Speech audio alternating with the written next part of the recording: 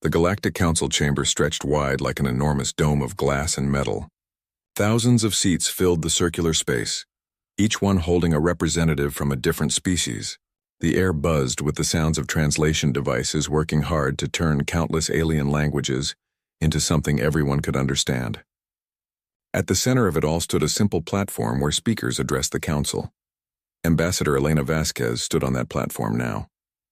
She was a human woman in her 50s with gray hair pulled back into a tight bun. Her dark suit looked plain compared to the colorful robes and elaborate clothing worn by the other delegates.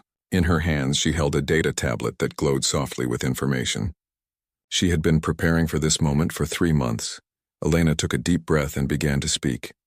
"Honored members of the Galactic Council," she said, her voice steady and clear.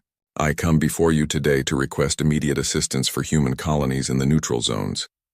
Over the past 18 months, our settlements have been attacked repeatedly.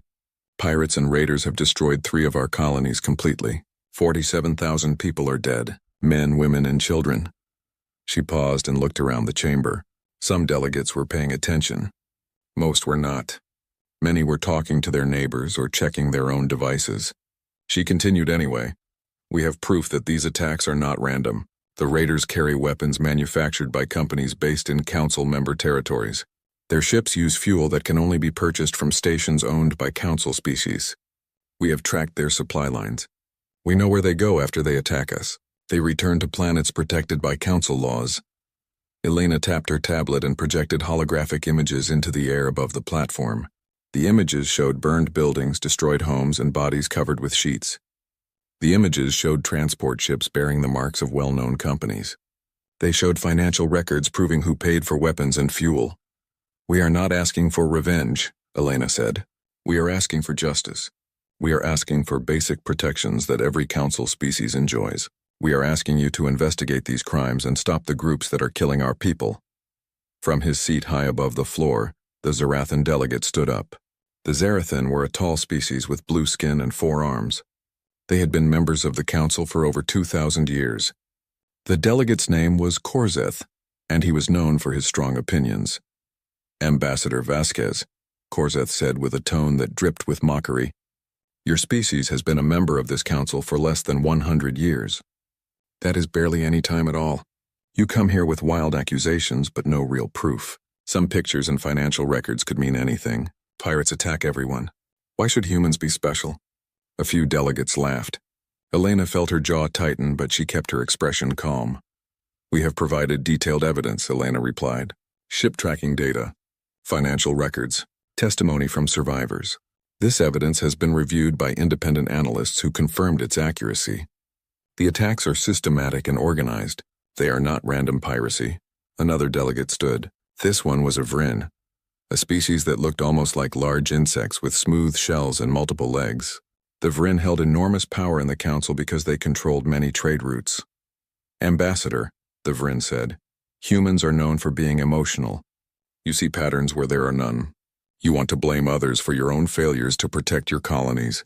Perhaps if you had better defenses, these attacks would not succeed." More delegates nodded in agreement. Elena could feel the mood in the chamber turning against her. She had expected this, but it still hurt to see it happen. "We have defended ourselves as best we can," Elena said. "But these raiders have weapons and ships that are far superior to what civilian colonies can afford. We need the Council's help. That is why we have the Council. That is why we pay our dues and follow the laws. We should be able to ask for protection." Chancellor Vrin now stood. He was the leader of the Council, elected by the member species to guide discussions and maintain order. He was a tall being covered in golden fur with large eyes that saw in multiple light spectrums. His species, also called Vrin, though different from the insect-like ones, had been Council members for 3,000 years. "Ambassador Vasquez," the Chancellor said in a voice that sounded tired, "the Council appreciates your concerns. However, we must consider the facts carefully. Your species has only been part of our community for 89 years. That is a very short time. Many species go through difficult periods when they first join. You must learn to handle these challenges yourselves. The Council cannot investigate every complaint from every colony. We have limited resources." Elena felt something cold settle in her chest. Limited resources. That was the excuse they always used. 47,000 people are dead, she repeated. That is not a small number. These were families, children, farmers and miners and teachers. They died because someone decided they were easy targets. And now you are telling me that investigating their deaths is not worth your limited resources? The Chancellor's expression did not change. We are telling you that the Council must make difficult choices. We cannot save everyone. We suggest you increase your own security forces and improve your defensive capabilities. Elena looked around the chamber one more time. She saw bored faces, dismissive expressions. A few delegates were clearly trying not to laugh. These beings did not care about human deaths. They saw humans as newcomers who did not matter, young and weak and emotional. I request a formal vote, Elena said. Her voice was still steady, but now it was cold. I request that the Council vote on whether to open an official investigation into the attacks on human colonies. I request that you vote on whether to provide basic security protections for human settlements in neutral zones. The Chancellor sighed. Very well. We will hold a vote. He pressed a control on his podium, and every delegate's seat lit up with voting buttons. All those in favor of opening an investigation into attacks on human colonies, please vote now. Elena watched the voting display above the chamber. Numbers appeared as delegates cast their votes. Green for yes, red for no. The red numbers climbed quickly. The green numbers barely moved. When the voting ended, the results were clear. 134 against, only 2 in favor. The 2 yes votes came from small species that had their own problems with raiders. Everyone else had voted no. The motion fails, the Chancellor announced. He did not sound surprised or sorry. Ambassador Vasquez, the Council has spoken. We will not open an investigation at this time. We suggest that humanity focus on strengthening its own defenses. Perhaps in a few hundred years, when your species has more experience, you will better understand how the galaxy works. Kordzeth, the Zarathan delegate, laughed openly now. Yes, Ambassador. Come back when you have grown up a little. The galaxy is a dangerous place. The sooner you learn that, the better. Elena stood very still. She felt the weight of those 47,000 dead pressing down on her shoulders. She thought about the families she had spoken with before coming here. The mothers who had lost children. The children who had lost parents. The survivors who had begged her to make the Council listen. She had failed them. No, that was not right. She had not failed them. The Council had failed them. The Council had chosen to ignore the evidence. They had chosen to mock human suffering instead of helping. They had made their decision very clear. Elena gathered her data tablets and placed them carefully in her case. She did not rush. She moved with deliberate slowness, making sure everyone in the chamber could see her. Then she looked up at Chancellor Vryn. Thank you, Chancellor, she said. Her voice was quiet, but it carried through the chamber. We understand perfectly now. She turned and walked away from the platform. Her footsteps echoed in the sudden silence. No one spoke. No one laughed. Something about the way she walked, the set of her shoulders, the tone of her voice made even the most dismissive delegates pause. Elena left the Council chamber and went directly to her office. She sent out a coded message on secure human channels. The message was simple and direct. Recall all diplomatic staff. Effective immediately. Close all embassies. Terminate all cultural exchanges and all joint research projects. Bring everyone home. Within 48 hours, every human ambassador, every human envoy, every human diplomat left their posts. They packed their belongings, said polite goodbyes, and departed without explanation. Human embassies on 100 worlds went dark. Human staff at Council facilities submitted their resignations and left. The other species noticed, but they did not worry. This was clearly a tantrum. Humans were upset about the vote, so they were taking their toys and going home. They would be back in a few weeks or months. They would apologize and ask to return. They would realize that they needed the Council, more than the Council needed them. Chancellor Vryn held a meeting with his senior staff 3 days after the human withdrawal. Should we be concerned about the human reaction? One staff member asked. The Chancellor waved one hand dismissively. Not at all. This is typical behavior for young species. They get emotional and overreact. Give them time to calm down. They will come back. They have no choice. Without Council membership, they will be isolated. No trade agreements, no protection, no access to Council technologies. They need us far more than we need them. And if they do not come back? Another staff member asked. The Chancellor smiled. Then we lose nothing of value. Humans are minor players in the galactic economy. Their technology is average. Their military is small. Their culture is interesting but not important. If they choose to isolate themselves, that is their mistake, not ours. But humans did not come back. 1 week passed. Then 2, then 3. All attempts to contact human governments went unanswered. The communication channels that humanity had maintained with the Council for 89 years went completely silent. No messages, no calls, no responses. It was as if humanity had simply disappeared from the galactic stage. And in the darkness of that silence, something else was beginning, something that would change everything. But the Council did not know that yet. They still believed that humans were weak and emotional and would soon come crawling back. They would learn how wrong they were. 6 months had passed since humanity's ambassadors had left the Galactic Council. Life in the galaxy continued as it always had. Trade routes stayed busy. Council meetings happened on schedule. The thousands of species that made up the galactic community went about their business without thinking much about the humans who had disappeared. But some people were starting to notice small changes on Station Kepler, a massive trading hub that floated in neutral space between 3 major systems. A Thaxian merchant named Grell stood in front of an empty warehouse unit. The door was sealed. A simple sign hung on the wall that read, "Lease terminated." "I do not understand," Grell said to the station administrator. The human company that rented this space had 5 more years on their contract. They were always on time with payments. Why did they leave? The administrator, a small creature covered in green scales, shrugged. They sent a message 3 months ago saying they were terminating all operations here. They paid the cancellation fees without argument.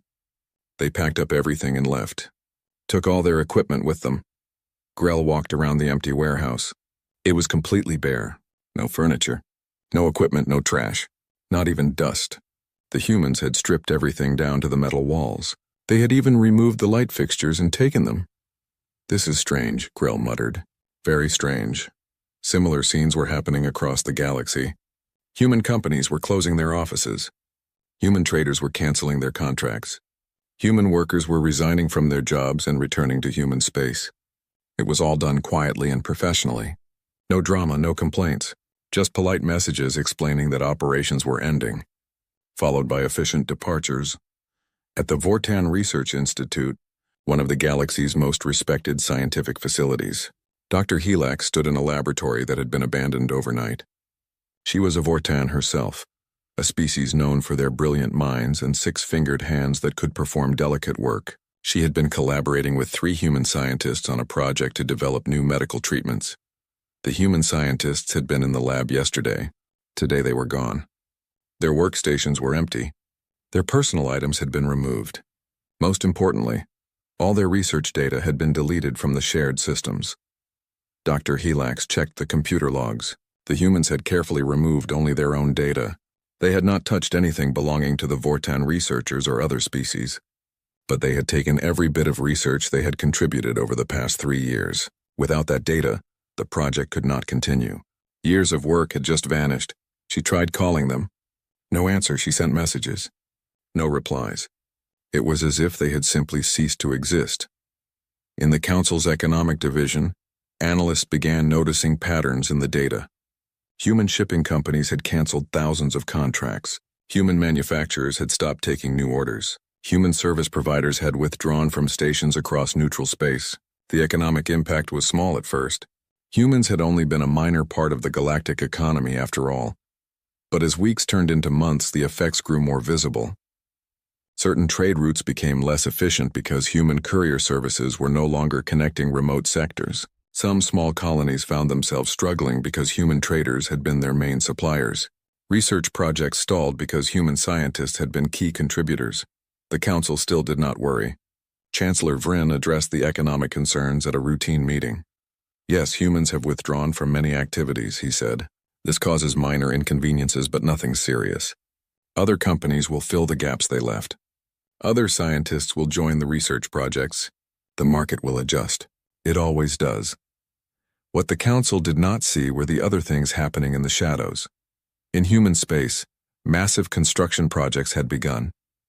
On Mars, enormous shipyards were being built. On Europa, One of Jupiter's moons, factories were expanding at incredible speeds. On Titan, another moon, new military facilities were rising from the frozen surface. Earth itself was transforming its industrial capacity, building new production lines and research centers. Every human colony was fortifying its defenses. New shield generators were being installed. Weapon platforms were being positioned in orbit. Mining operations were being redirected to extract materials needed for military production. Civilian ships were being retrofitted with better engines and defensive systems. Admiral Chen stood on the bridge of the UDS Vigilance, humanity's newest heavy cruiser. He was a short man with gray hair and dark eyes that had seen too much combat in humanity's early expansion into space. Now he commanded Earth's United Defense Command, responsible for protecting all human territories. "Status report," he said to his senior staff. "Project Reckoning is proceeding on schedule," replied Commander Torres, his second in command. "Fleet Group Alpha is ready. Beta and Gamma will be operational in 2 months. The new defense platforms are 60% complete. Research Division has finished testing the new weapon systems." Admiral Chen nodded. "And our intelligence on Council military capabilities?" "Complete," Torres said.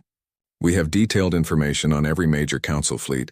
Ship types, weapon systems, tactical doctrines, supply lines. 89 years of observation and data collection. We know more about their militaries than they know about ours." "Good." The Admiral looked out at the stars beyond the viewport. "We spent almost a century being underestimated. Watching, learning, taking notes while they dismissed us as emotional children. They thought we were weak because we asked for justice instead of taking it. They were wrong. Back in Council space, some species were beginning to feel concerned. The Korvathi Empire, a powerful military nation known for its aggressive expansion, had attempted to claim an abandoned human mining outpost in neutral territory. It seemed like an easy prize. The humans had left it behind, so the Korvathi assumed they could simply take it. A Korvathi battle group arrived at the mining outpost expecting to find valuable equipment and resources. Instead, they found empty buildings. The humans had stripped every piece of useful technology before leaving. They had even dismantled the power generators and taken them. What remained was just shells of buildings with nothing inside. "There is nothing here," reported the Korvathi commander to his superiors. "The humans took everything. It is as if they planned this very carefully." "Planned what?" his superior demanded. "They just abandoned the outpost. They probably could not afford to maintain it." But the commander was not convinced. Something felt wrong about the whole situation. The withdrawal had been too thorough, too organized, too deliberate. Other strange reports began reaching Council intelligence agencies. Human military vessels had been spotted in deep space, far from any established human territories. They were not attacking anyone. They were not communicating. They were just there, moving through empty systems, scanning and observing. A Zarathan military patrol encountered one such vessel. The Zarathan captain ordered his communications officer to hail the human ship. "Human vessel, this is the Zarathan patrol ship Enforcer. Identify yourself and state your purpose in this sector." No response. The captain tried again. "Human vessel, you are required to respond to patrol inquiries. This is Zarathan-controlled space. Respond immediately." Still no response. The human ship simply completed its scans and jumped away to faster-than-light travel, disappearing before the Zarathan ship could react. Several Council species attempted to send intelligence agents into human space to learn what was happening. The agents never returned. No distress signals, no final reports. They simply vanished. Human space had become a black hole where information went in, but never came back out. This finally worried the Council enough to take action. Chancellor Vryn called an emergency intelligence briefing. "What do we know about human activities?" he demanded. The intelligence director, a tall being from a species that communicated partially through color changes in their skin, displayed a holographic star map. Human territory was marked in red. Around it, dozens of yellow markers indicated where human ships had been spotted. "We know very little," the director admitted. "Human space is completely closed to outside observation. They are detecting and intercepting our intelligence assets before they can gather information. The human ships we have spotted appear to be conducting reconnaissance. They are mapping Council military positions and analyzing our capabilities." "Why?" Chancellor Vryn asked. "What are they planning?" "We do not know. But whatever it is, they are being very methodical about it. These are not the actions of an emotional species throwing a tantrum. These are the actions of a species preparing for something major. Korzeth, the Zarathan delegate who had mocked Elena Vasquez 6 months ago, spoke up from his seat. This is ridiculous. What can humans possibly do? They have a small military. Their technology is inferior to ours. Even if they are building new ships, it would take them decades to match our capabilities. We are worrying over nothing. But the intelligence director shook his head. That is based on information that is 89 years old. We have not had good intelligence on human military capabilities since they first joined the Council. Everything we know is outdated. They could have made significant advances in that time. Impossible, Korzeth insisted. Technology does not advance that quickly. They are still far behind us. The intelligence director pulled up another display. It showed a damaged reconnaissance drone that had barely made it back from the edge of human space. The images it had captured were disturbing. Massive shipyards, enormous defense platforms, fleets of warships that were larger and more advanced than anything in the Council's intelligence files. This drone captured these images before it was nearly destroyed, the director explained. Human defensive systems detected it immediately and attacked. The drone only survived because it jumped away at the last possible moment. Look at those ships. Those designs are completely new. We have never seen anything like them. The council chamber was silent. Every delegate stared at the images. The human ships looked sleek and dangerous. They bristled with weapons. Their hulls were covered in what appeared to be advanced armor plating. These were not the simple vessels that humans had been flying 89 years ago. How is this possible? Someone asked. The intelligence director's skin shifted to a dark blue color, indicating concern. We underestimated them.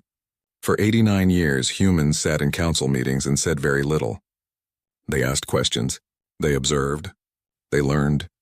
We thought they were being quiet because they were inexperienced. We were wrong. They were being quiet because they were studying us, learning our technologies, understanding our tactics. They spent almost a century preparing while we ignored them. Chancellor Vryn felt something he had not felt in a very long time. Fear. Real, genuine fear. The humans had not thrown a tantrum and left. They had made a decision. A calculated, deliberate decision, and now they were doing something. Something that had required months of careful planning and preparation. What do we do? He asked quietly. We wait, the intelligence director said, and we watch. And we hope that whatever the humans are planning, it is not directed at us. But in his heart, the chancellor knew that hope was foolish. Humans had asked for justice. The council had refused. Humans had walked away quietly. That should have been the end of it. But the chancellor was beginning to understand that for humans, walking away quietly had never been surrender. It had been preparation, and now the preparation was nearly complete. The galaxy was about to learn a lesson it should have learned 6 months ago. When humans walked away quietly, they were not giving up. They were getting ready. 14 months after humanity's withdrawal from the Galactic Council, things were starting to fall apart. Not all at once. Not dramatically. Just slowly, steadily. Like a building with cracks in its foundation. The problems had been small at first. Easy to ignore, but they kept growing. Commander Vex of the Tarlaxian Navy sat in his office reviewing attack reports. His species, the Tarlaxians, were reptilian beings known for their excellent military organization. They had served as peacekeepers in neutral zones for over 300 years. It was supposed to be an easy assignment. Most pirates avoided Tarlaxian patrols because they knew the Tarlaxians would respond with overwhelming force. But lately, the pirates had become bold. Too bold. How many attacks this month? Vex asked his assistant. 73, the assistant replied. That is 4 times more than last year. The raiders are targeting cargo ships, passenger transports, even medical supply vessels. They are not afraid of us anymore. Vex looked at the star maps showing attack locations.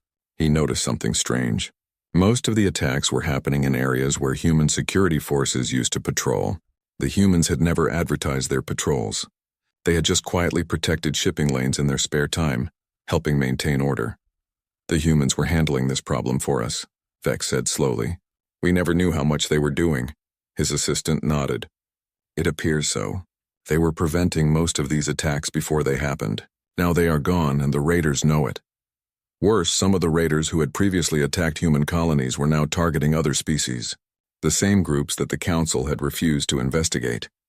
They had learned that the Council would not protect vulnerable colonies, so now they were expanding their operations. The Draxan colony cluster reported losing 2 settlements to the same raiders who had destroyed human colonies. 50,000 Draxan civilians were dead. The Draxan delegate brought this to the Council demanding action. Chancellor Vryn gave the same answer he had given humans.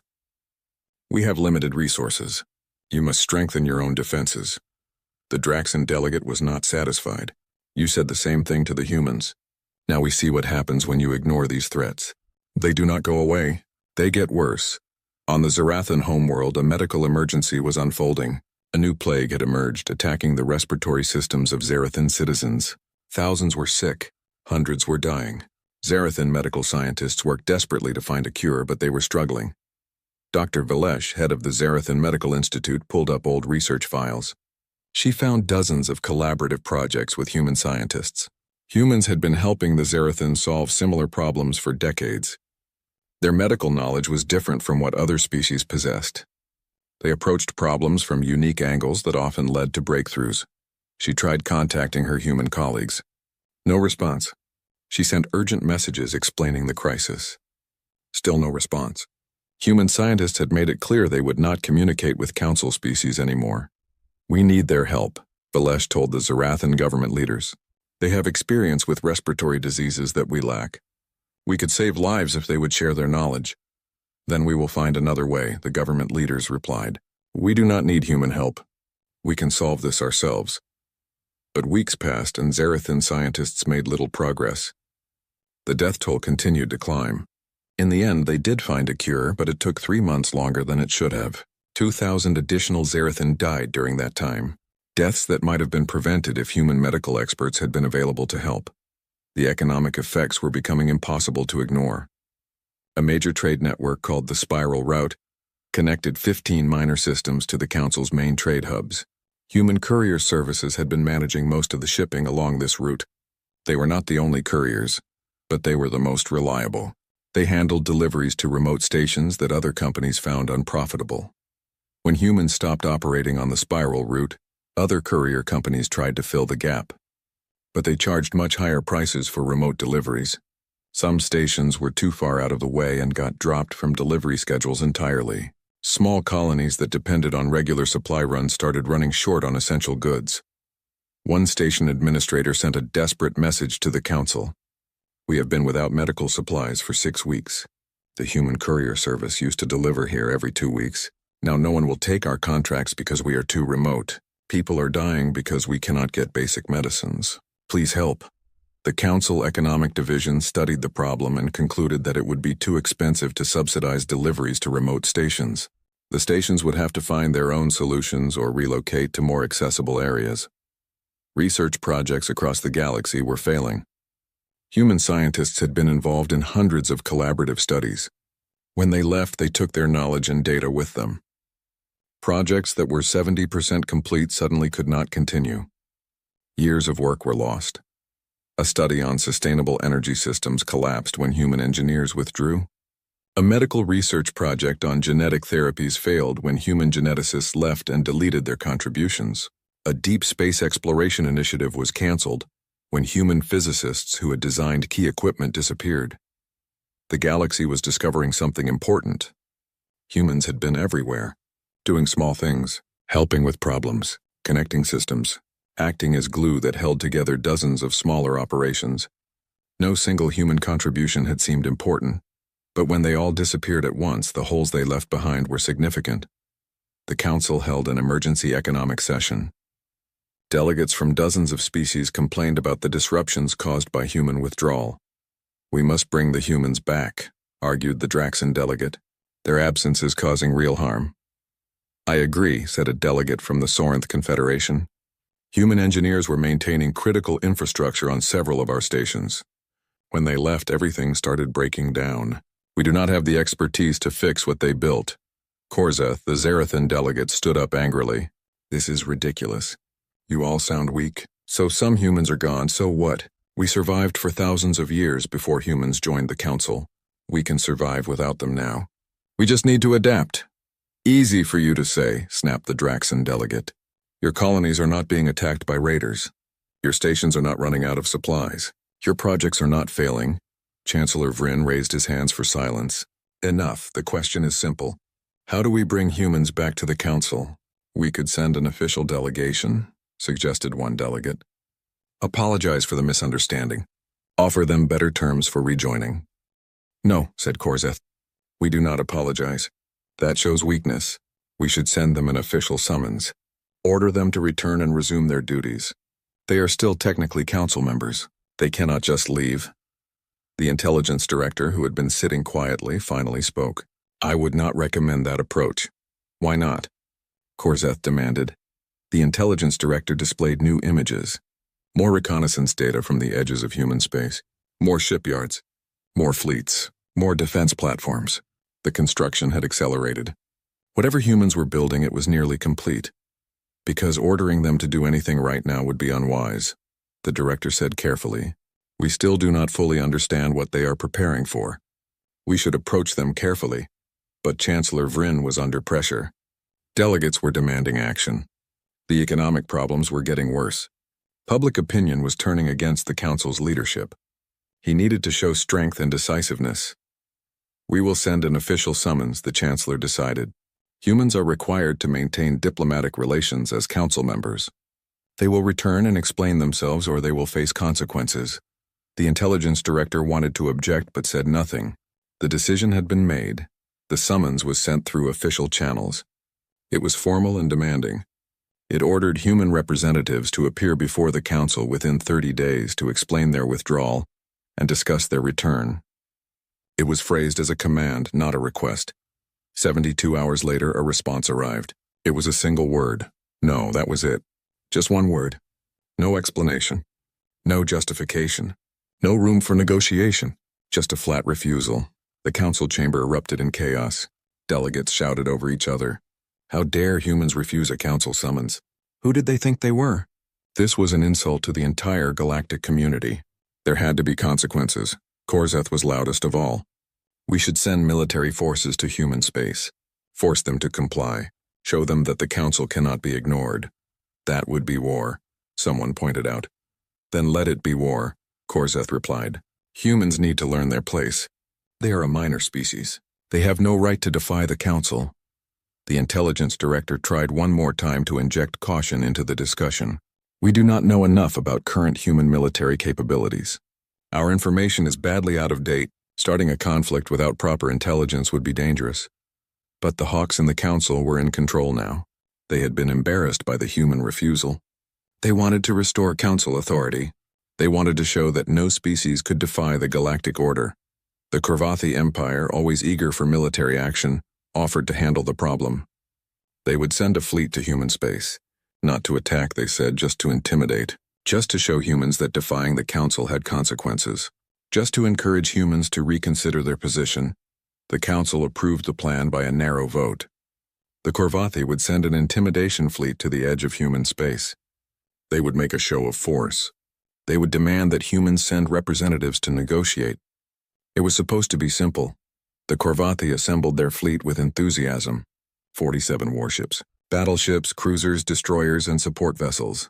It was an impressive force, more than enough to overwhelm any human defenses, or so they thought. Fleet Commander Throck stood on the bridge of his flagship, the Dominance. He was a large Korvathi warrior with dark gray skin and ceremonial scars marking his rank.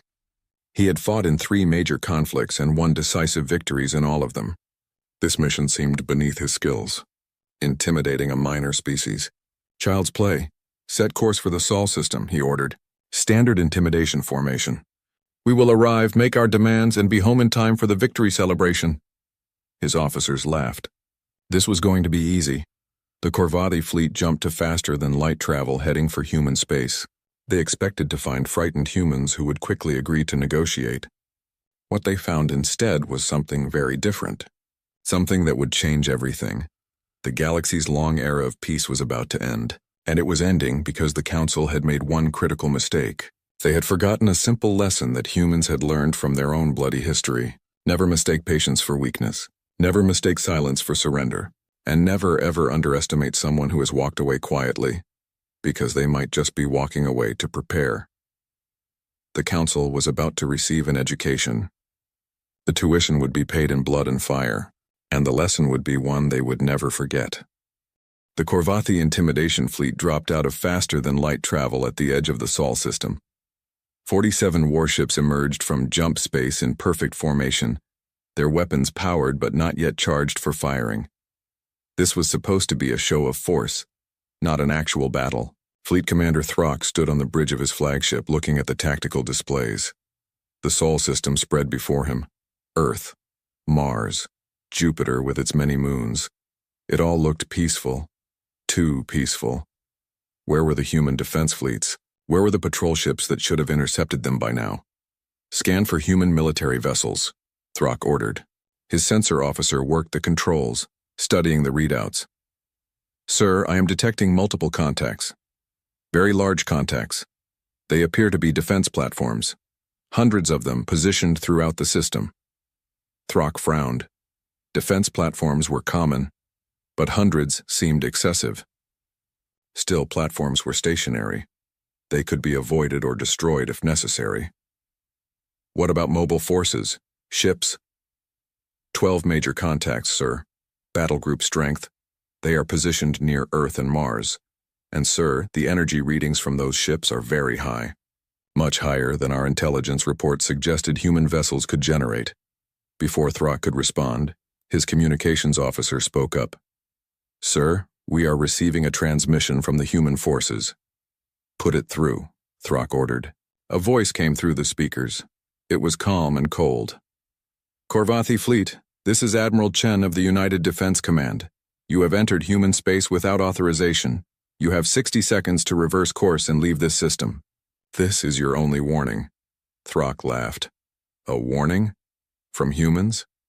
This was exactly the kind of bluster he expected from a weak species trying to look strong.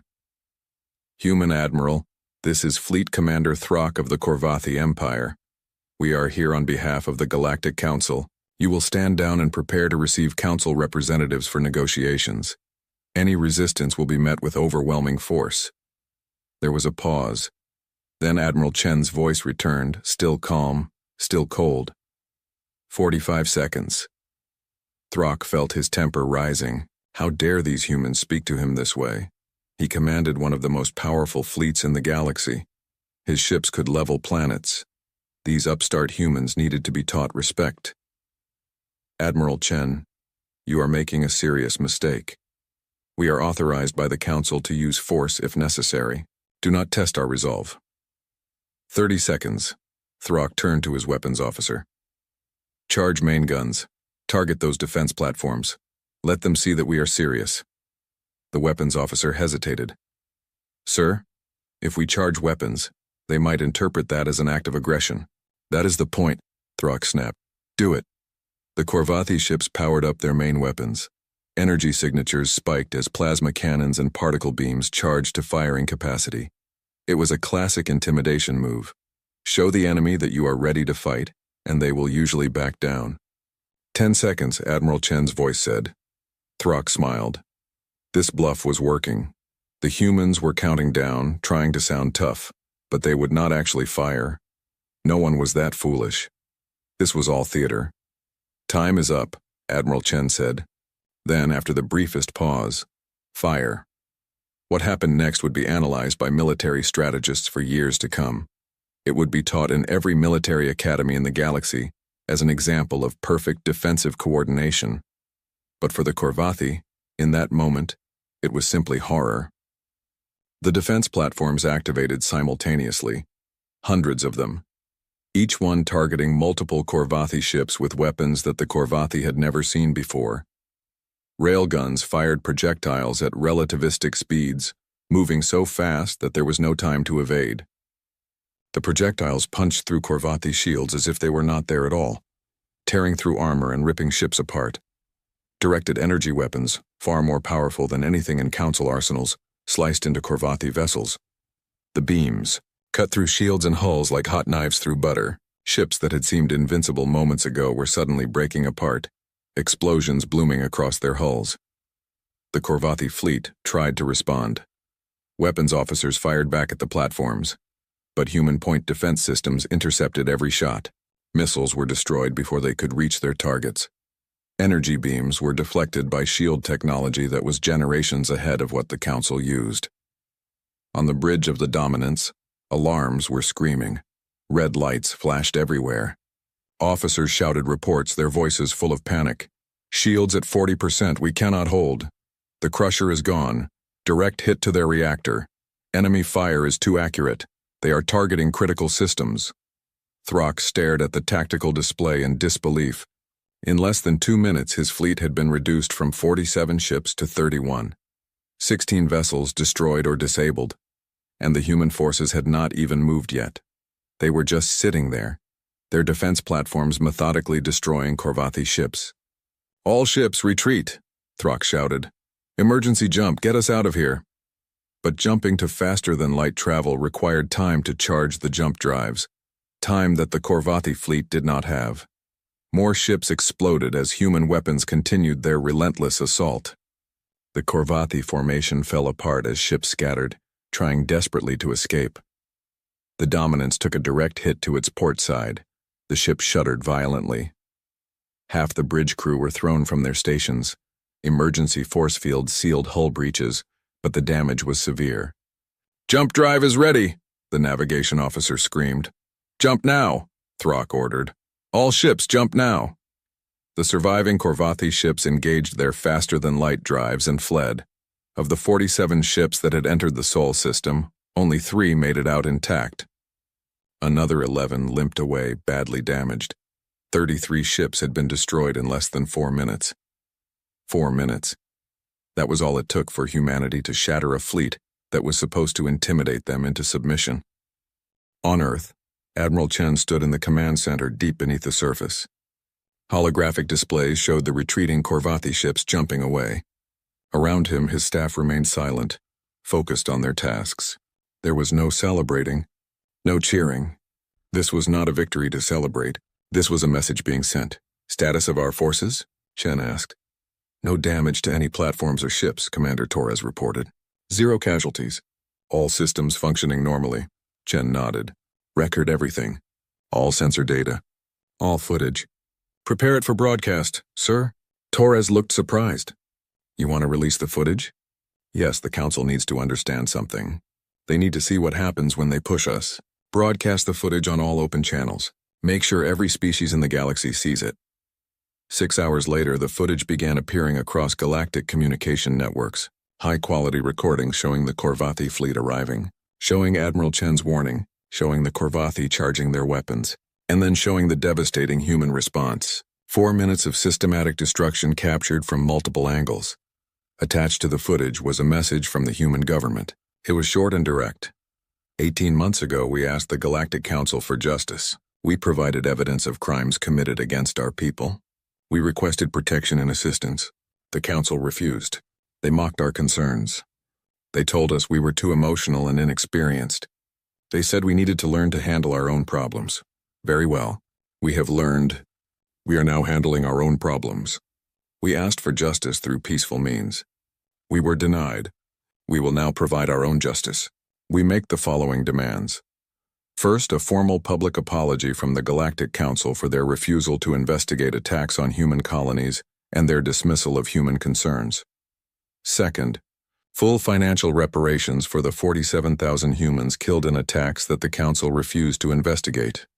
Third, immediate prosecution of all individuals and organizations who funded, supplied, or supported the raiders who attacked human colonies. We have the evidence. We will provide it to proper authorities. There will be accountability. You have 30 Earth days to comply with these demands.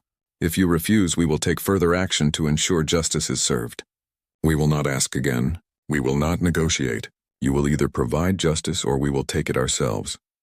We did not want this confrontation. We wanted peace and cooperation. You forced our hand. Remember that when you consider your response. The choice is yours. Justice or consequences. You have 30 days. The message spread across the galaxy faster than any news in recent history. Every species saw the footage. Every government analyzed what it meant.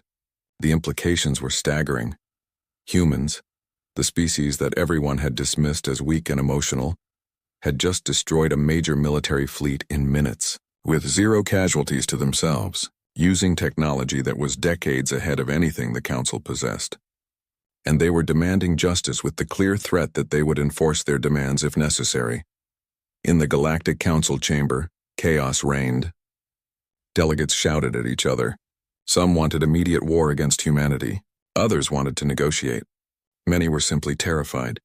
The military balance they had assumed for decades was suddenly gone. Humanity was not weak. They had never been weak. They had just been patient. The intelligence director stood before the council looking exhausted. I told you we did not have good intelligence on human capabilities. I warned against provoking them. Now you see what they have been building for 89 years while we ignored them. How is this possible? Chancellor Vryn asked. His voice shook. How did they advance so far without us knowing? They learned from us, the intelligence director explained. For 89 years, humans participated in council activities. They observed our technology. They studied our methods. They took what they learned and improved on it. While we assumed they were following our examples, they were actually surpassing us. They reverse-engineered everything we had and made it better. Their emotional nature that we mocked, that was passionate innovation. Their inexperience that we dismissed, that was fresh perspective unconstrained by tradition. Their questions that annoyed us, those were gathering intelligence. We thought they were weak students.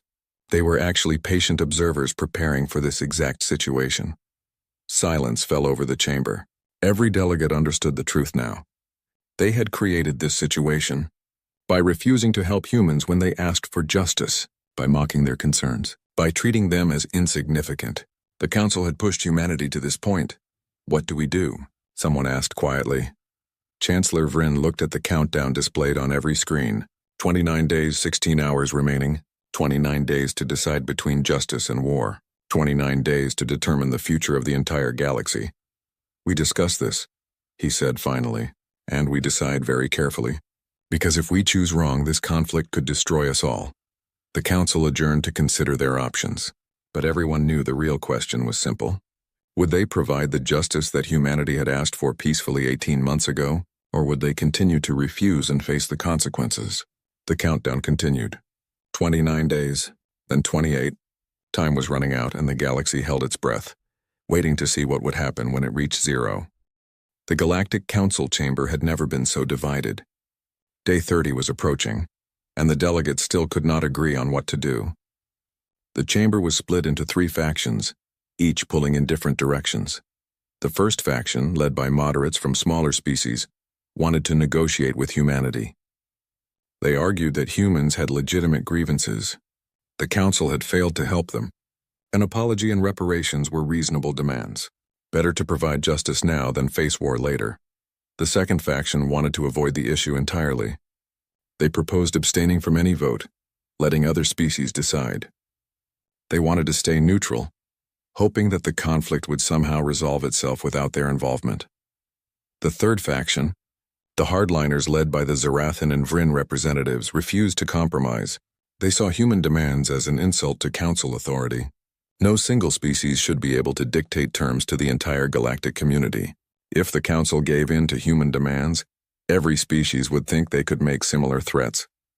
The principle of Council supremacy had to be maintained, even if it meant war. Korzeth stood before the assembled delegates, his forearms gesturing dramatically. We cannot reward human aggression with compliance.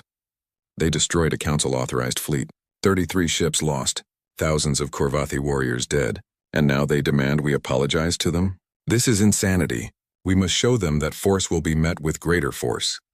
A delegate from the Soranth Confederation stood to respond. The humans warned Commander Throck. They gave him 60 seconds to leave. He chose to charge weapons instead. The human response was defensive. They protected their territory.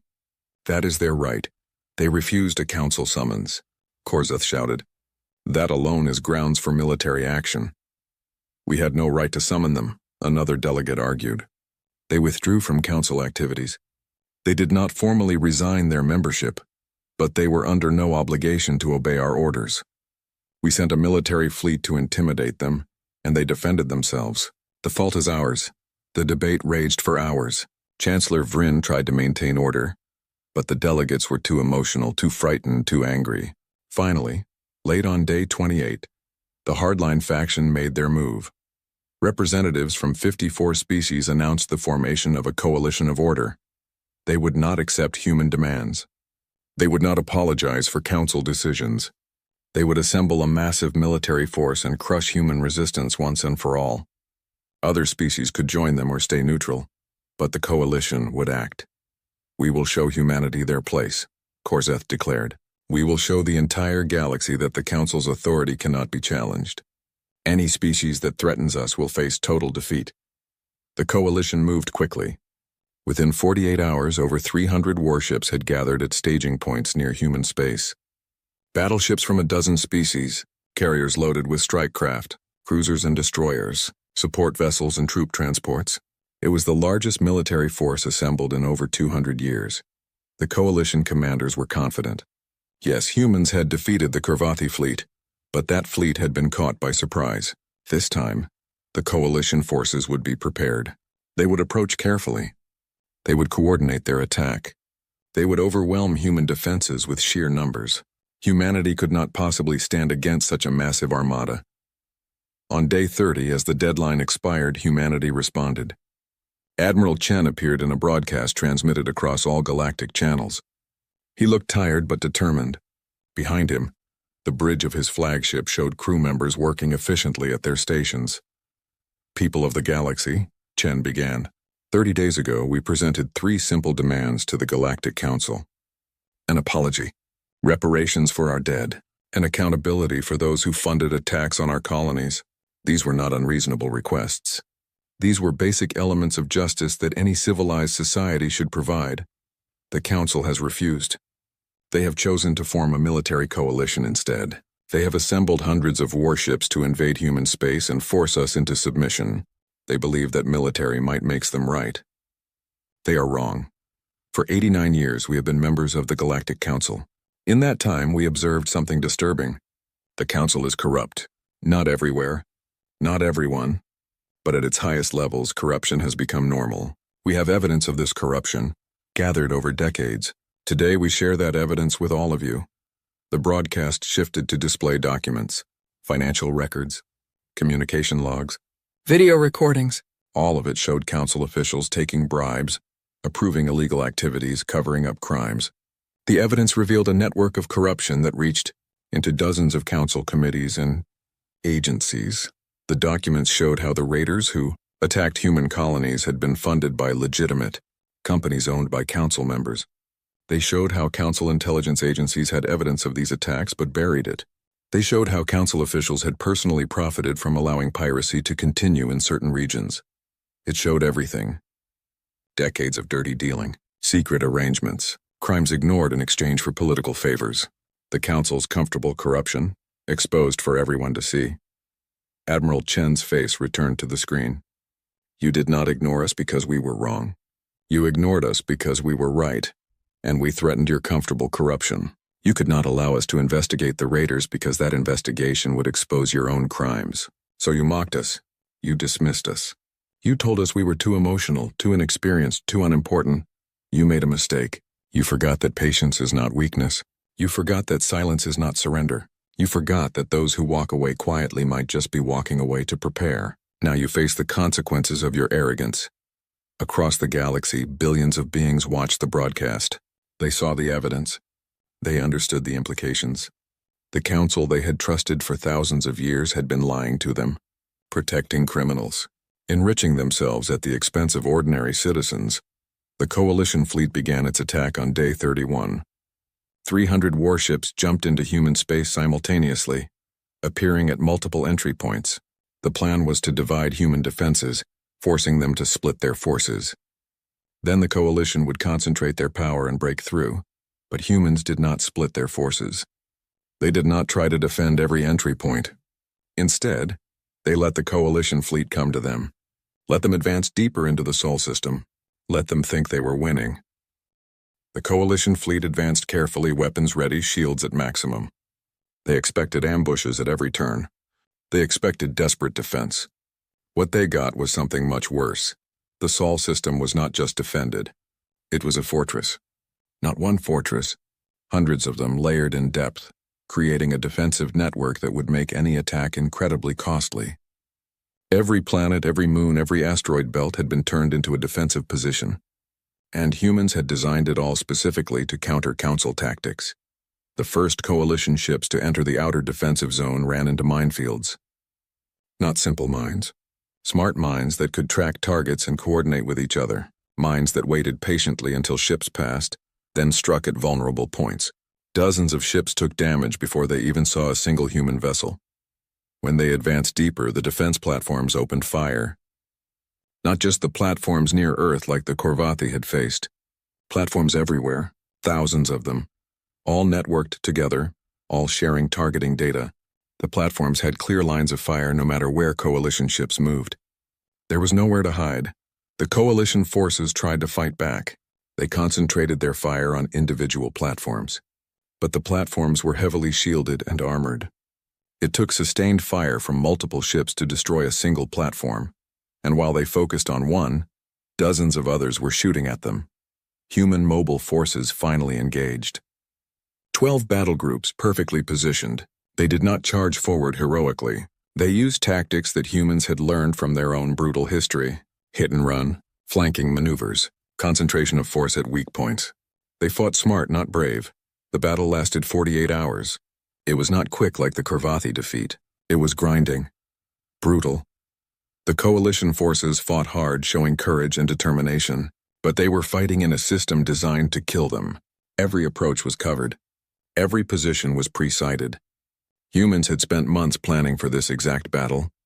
And while the coalition fleet was trapped in the Sol system, human forces struck elsewhere.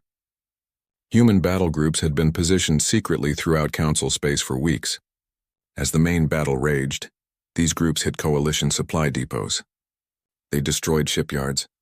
They attacked command centers. They did not fight fair. They fought effectively.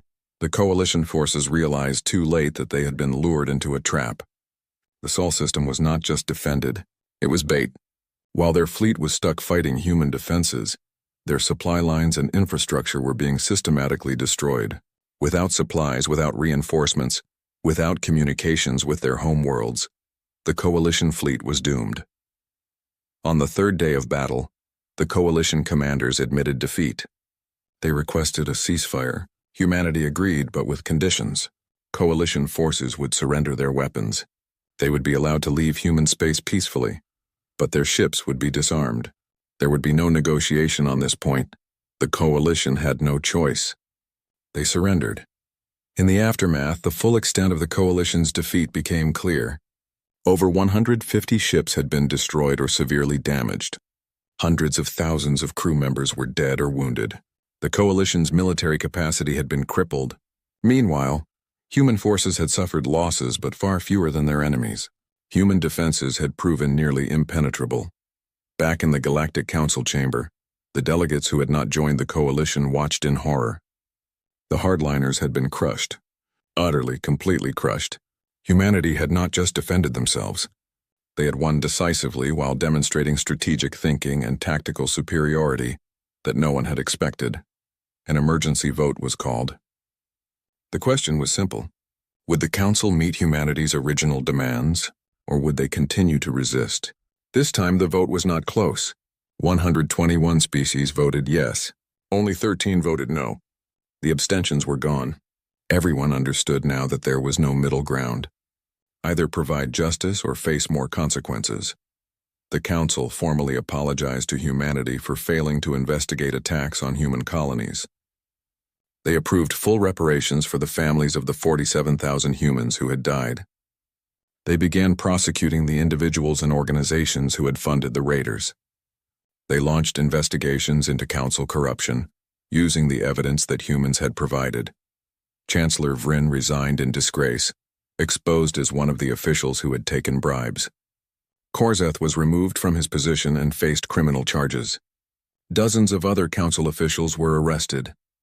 The corruption that had been hidden for decades was finally being cleaned out. 3 months after the battle, Elena Vasquez returned to the Council chamber. She walked to the same platform where she had stood 18 months ago. But this time the chamber was silent, respectful. Every delegate paid attention. Elena looked around the chamber slowly, meeting the eyes of delegates who had once ignored her. Then she began to speak. When I stood here before, I asked for justice. I provided evidence. I requested help. You laughed at me. You dismissed my concerns. You told me that humans were too emotional, too inexperienced, too unimportant to be taken seriously. 47,000 of my people were dead, and you did nothing. You gave me excuses about limited resources. You suggested we handle our own problems. So we did. We walked away. We prepared. We handled our problems ourselves. We did not want war. We wanted justice. But you gave us no choice. When peaceful requests for justice are ignored, people find other ways to get justice. That is what you forced us to do. Now you have given us what we asked for 18 months ago. The apology, the reparations, the accountability. Thank you, but understand something clearly. These are not gifts you are giving us out of generosity. These are debts you owed us from the beginning.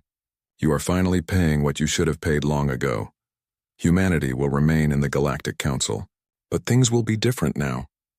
We will not be ignored anymore. We will not be dismissed. We will not be mocked. We have proven that we deserve respect, and we will accept nothing less. We do not seek dominance over other species. We do not want to rule the Council. We simply want to be treated as equals. We want our voices to be heard. We want justice when crimes are committed. We want the same rights and protections that every other species enjoys. To those species who supported us, who voted for justice, who spoke up when others remained silent, we say thank you. We will not forget your courage. We will stand with you when you need help. To those who opposed us, who formed the coalition, who tried to crush us with military force, we say this: we have defeated you. We could destroy you if we wished, but we will not. Humanity does not seek revenge.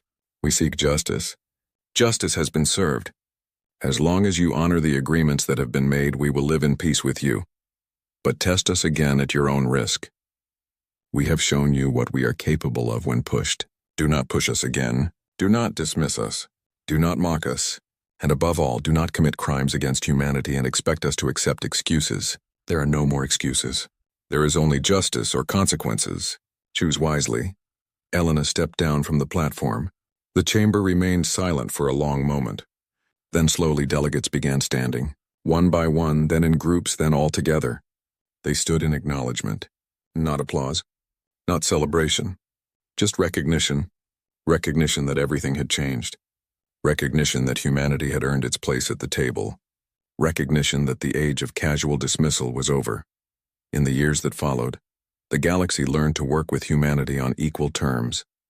Human technology became integrated into council systems. Human military forces became valued partners in maintaining peace. Human scientists contributed to breakthroughs in medicine, energy, and exploration. Human diplomats were listened to with respect. The council reformed itself, rooting out corruption, improving accountability, strengthening justice systems. The changes were not easy and did not happen overnight. But they happened because humanity had forced the issue. Because humans had proven that demanding justice was not weakness, it was strength.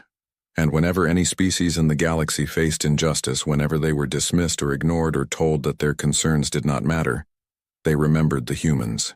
They remembered what happened when a species that asked nicely was refused. They remembered that those who walk away quietly are not surrendering. They are preparing. The lessons spread throughout the galaxy, taught in schools, discussed in governments, analyzed by military strategists. The lesson was simple but profound. Never mistake patience for weakness. Never mistake silence for surrender. And never ever ignore someone asking for justice, because they might just decide to take it themselves.